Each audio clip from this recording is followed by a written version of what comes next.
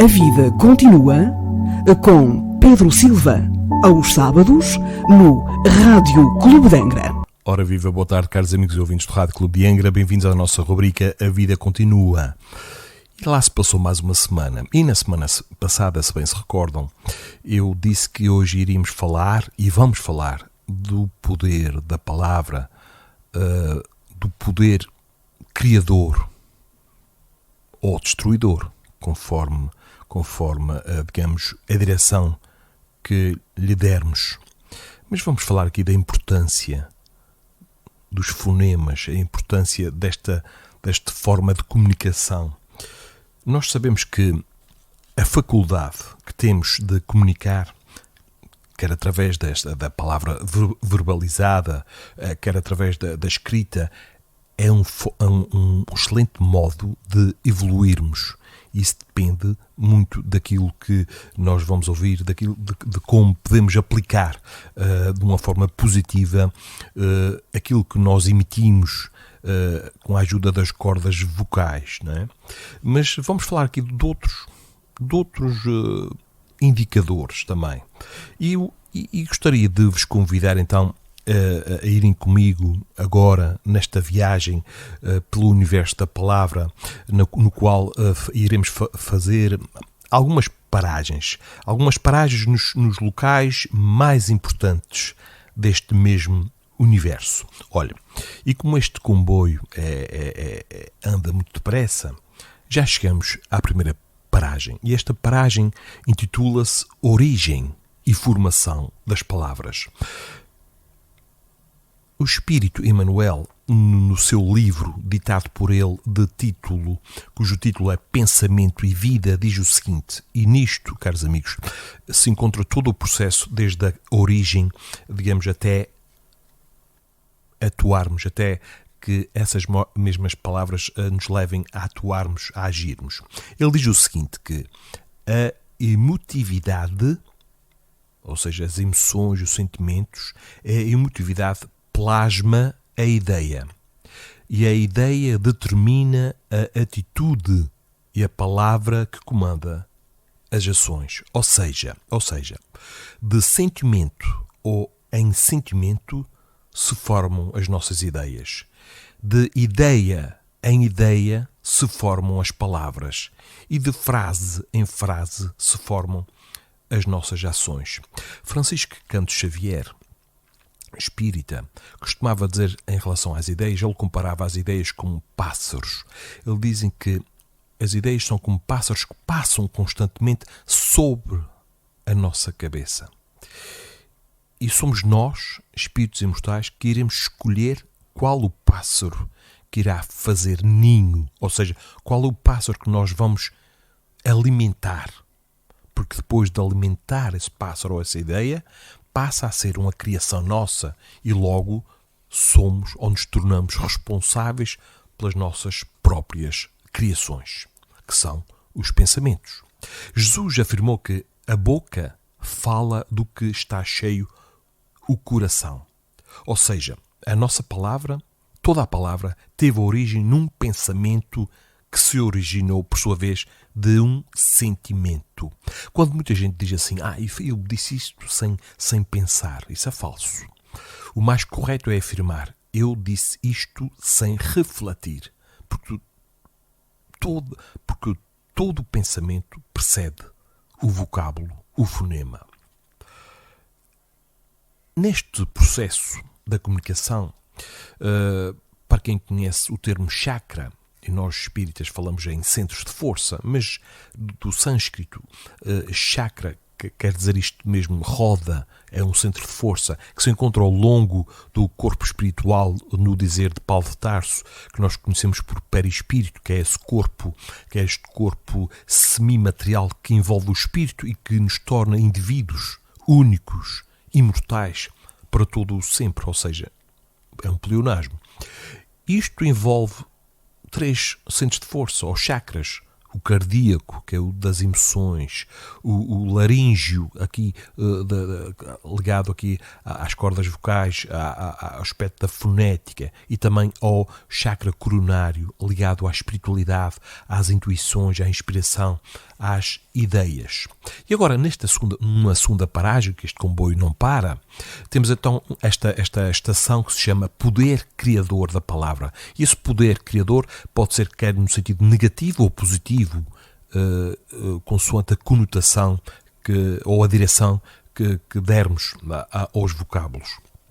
Meus caros amigos, a palavra, toda a palavra, se pode tornar num poderoso fio de sugestão.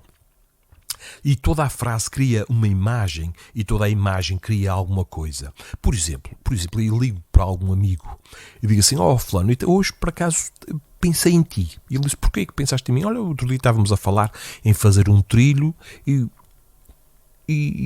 como hoje vou com uns amigos aqui para o centro da ilha, vamos ali fazer uma caminhada, eu então pensei em ti e por que não ires connosco? E do lado lá ele só disse: bom, eu vou pensar nisso. Ou seja, eu, ao falar com ele, gerei neste receptor, neste amigo, uma sensação, uma emoção. Dessa emoção irá surgir uma ideia. Passear, aventura, ir, não ir, etc. Agora, pode não passar de uma ideia e a pessoa fica em casa. E essa ficar em casa foi uma escolha, foi um pensamento. Ou seja, ele com a sua emoção, com o seu sentimento, com essa energia, com a vontade associado à ideia, nós formamos aquilo que nós conhecemos por pensamentos.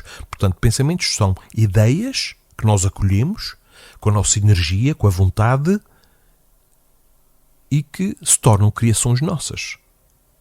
E passamos, como já disse no início, e tornamos-nos responsáveis por aquilo que emitimos. A próxima paragem tem a ver com as mensagens que as palavras nos trazem. E podem ser de dois tipos estas mensagens. Mensagens sonoras ou mensagens inaudíveis. As sonoras são estas que vocês conseguem ouvir. Vocês estão a ouvir. Vocês estão a ouvir porque eu não fico pelos pensamentos. Se eu estivesse aqui a tentar falar com vocês de forma telepática, vocês provavelmente iriam estar em frente ao rádio, ao aparelho, e ficarem cerca de 20 minutos em silêncio. Não é isso que se pretende. Para que vocês me possam ouvir, eu tive que usar aqui um estratagema. Eu tive que vestir, usar uma roupagem, vestir o pensamento com aquilo que nós conhecemos palavra. E assim, com a palavra e através deste veículo que se chama o ar, nós conseguimos emitir e receber os sons, pois o ar é o veículo da propagação do som, assim como o fluido universal que banha todo o universo é o veículo do pensamento. Logo já podemos chegar à conclusão que os nossos pensamentos podem atingir distâncias incalculáveis. Por isso, muito cuidado com aquilo que emitimos mentalmente, porque outras mentes que vibrem na mesma sintonia nos captam. Se eu tenho a ideia, por exemplo, de beber, se eu tenho a ideia de fumar, se eu tenho a ideia de roubar, se eu tenho a ideia de cometer adultério, muitas mentes, já no plano espiritual, que se afinizam com o mesmo teor de pensamentos que eu emito, se vão aproximar de mim. E acreditem, caros amigos e ouvintes, que são aos milhares. Eu sempre que penso em algo, eu sou uma espécie de realizador de um filme. Vocês já viram, para a malta da minha idade, já leram de certeza aqueles livros de banda desenhada e que tem acima da cabeça dos desenhos animados um balão com os dizeres, com o diálogo que eles vão manter uns com os outros. De certa forma, aquilo não está muito longe da verdade, porque nós, quando pensamos em algo, imaginem, pensar em beber, pensar em algo erótico, nós nos tornamos uma espécie de realizadores de cinema, porque o nosso pensamento é plasmado numa tela que é vista pelo mundo invisível. E podem ser aos milhares a verem o filme que eu estou a realizar mentalmente. E depois, quando eu vou para a minha casa, essas companhias que sintonizam, que simpatizam, e ser simpático não é forçosamente, não quer dizer, não é sinónimo de amigo, mas é todo aquele que partilha das mesmas ideias que eu, que sintoniza na mesma frequência de onda que eu. Quando eu vou para casa, essa multidão também vai. E aí coloca-se a questão: onde está, onde fica a minha intimidade? Somos nós, caros amigos ouvintes, que escolhemos as nossas companhias pelo nosso proceder, pelo nosso pensar. Não existem crimes perfeitos. Mais cedo ou mais tarde, alguém será intuído a investigar-nos. Se muitas vezes pensamos que, fazendo algo às escondidas, ninguém nos vê, estamos muito bem enganados. Paulo de Tarso dizia que somos observados por uma nuvem de testemunhas. Uma nuvem contém muita gente. Por isso, o cuidado cada vez mais com a nossa casa mental. E Jesus dizia: vigiai e orai. Vigia a tua casa mental para orares. E orar o que é? Comunicar. Comunicar é tornar comum uma mesma linguagem. Sabemos que o pensamento precede a palavra. E vamos olhar para a nossa mente para percebermos melhor tudo isto.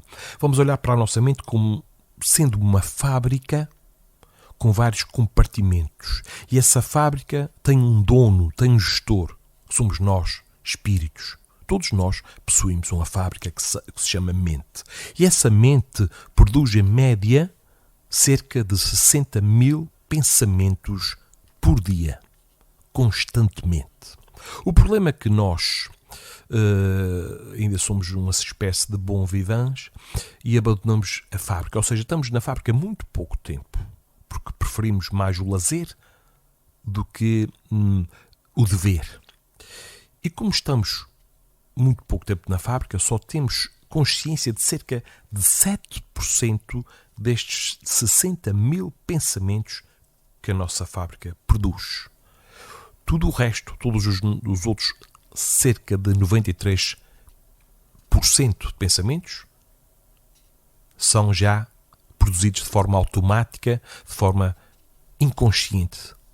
E nesses pensamentos estão muitas crenças que são limitadoras, criadas por nós, e criações nossas que, como nós não tomamos consciência delas, nos passam a aprisionar.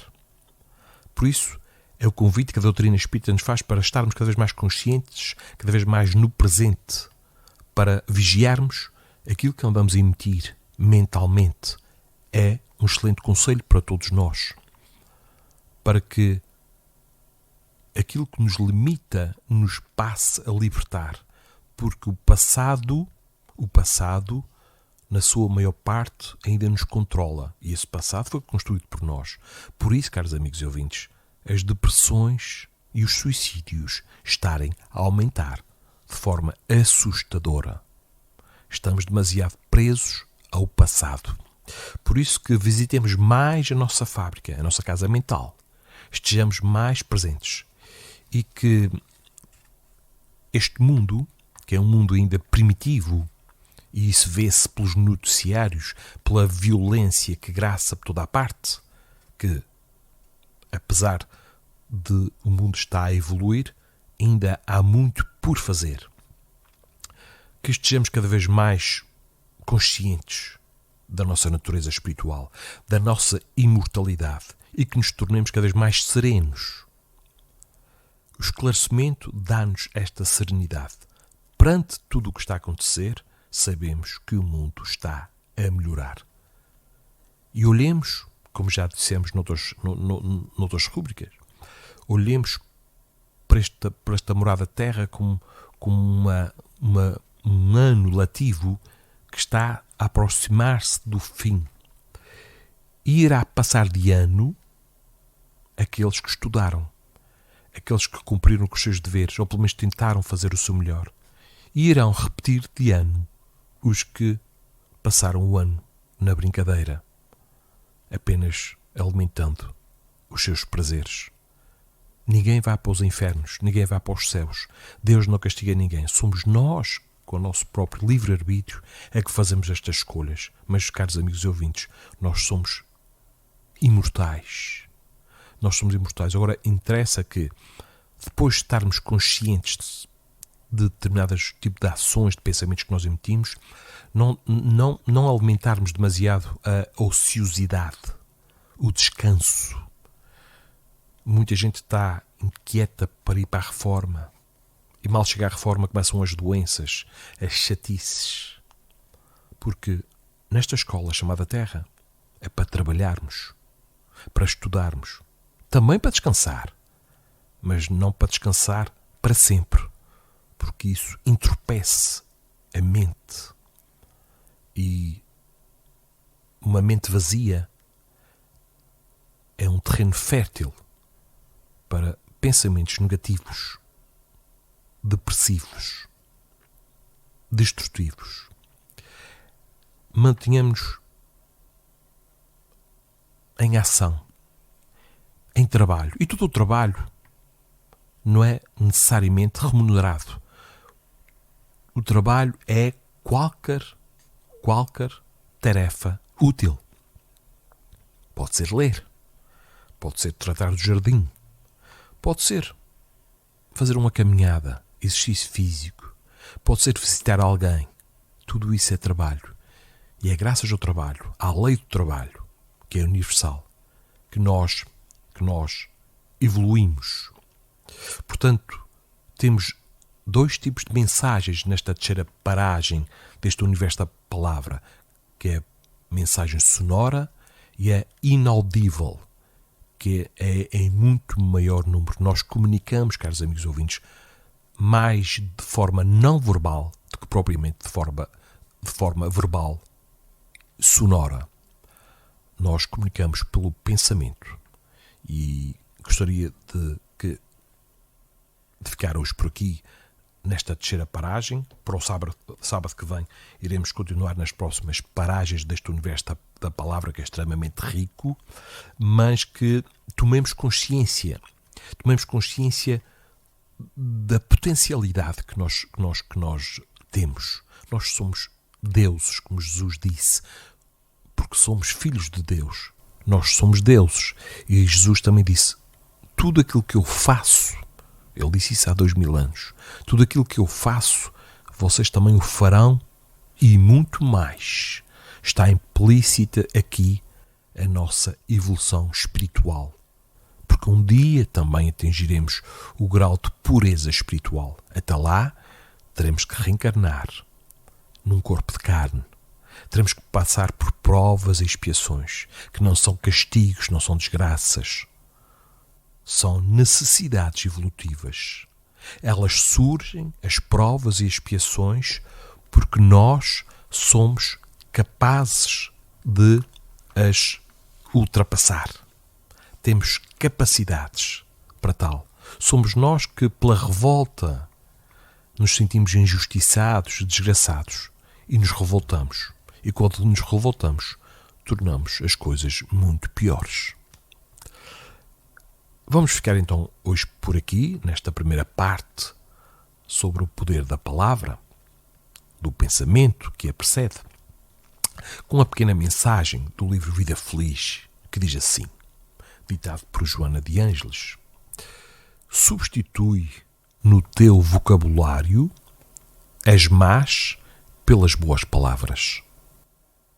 Expressões chulas e vulgares podem até estar na moda, porém envenenam o coração. A palavra é instrumento da vida para a comunicação, para o entendimento, e não arma de agressão, violência e vulgaridade.